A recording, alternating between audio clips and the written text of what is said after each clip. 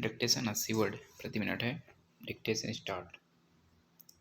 अध्यक्ष महोदय, मैं आपका बहुत आभारी हूँ कि आपने मुझे इस अवसर पर सदन में बोलने का अवसर दिया है। यह जो प्रस्ताव सदस्य महोदय ने यहाँ सदन में प्रस्तुत किया है, उस पर दोनों तरफ के लोगों ने अपने अपने विचार प्रकट किए हैं। मुझे बहुत खुशी है कि आज दोनों तरफ के लोगों ने एक ही आवाज़ में इस प्रस्ताव का समर्थन किया है। शायद यह पहला अवसर है जब इस प्रस्ताव पर सभी सदस्यों ने अपनी सहमति प्रकट की है। मुझे इस बात का डर भी है कि यह जो प्रस्ताव है उसे तुरंत मंत्री महोदय द्वारा स्वीकार कर लिया जाएगा और उसके बाद देश के किसानों को उनके अनाज का उचित मूल्य भी दे दिया जाएगा। कुछ दिनों के बाद हम में से कई सदस्य आपत्ति करेंगे कि अनाज के भाव बढ़ गए हैं और देश की आम जनता परेशान है, क्योंकि कीमतों को कम किया जाना चाहिए।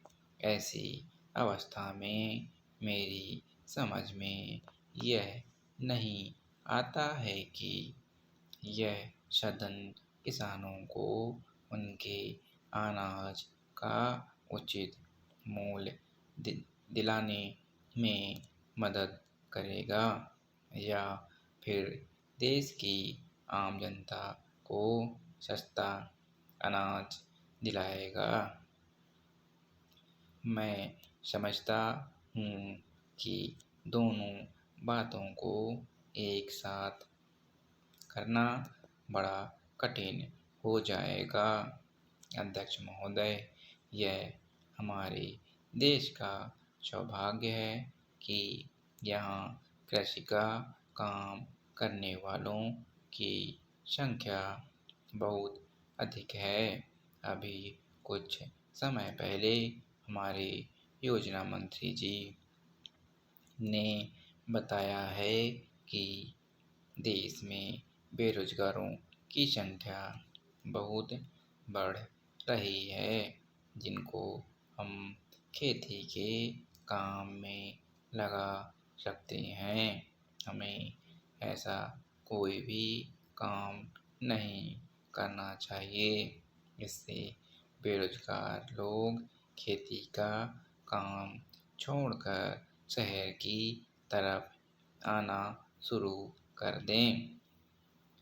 मंत्री महोदय के कहने का अर्थ केवल यह है कि हमें खेती में काम करने वाले किसानों को अधिक से अधिक सुविधाएं देनी होंगी, जिससे कि वे अच्छी तरह से अपने परिवार का पालन पोषण कर सकें और अपने बच्चों को भी पढ़ा सकें।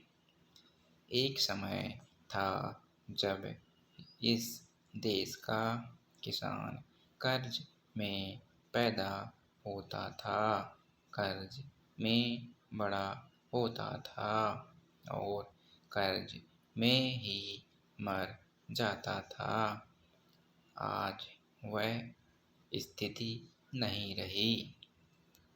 इसी तरह से यदि हमारी सरकार किसानों की भलाई के लिए कार्य करती रहे तो किसानों को भी पूरा विश्वास हो जाएगा कि सरकार उनका हित चाहती है और उन्हें पूरा सहयोग देकर खेती की पैदावार को बढ़ाना चाहती है।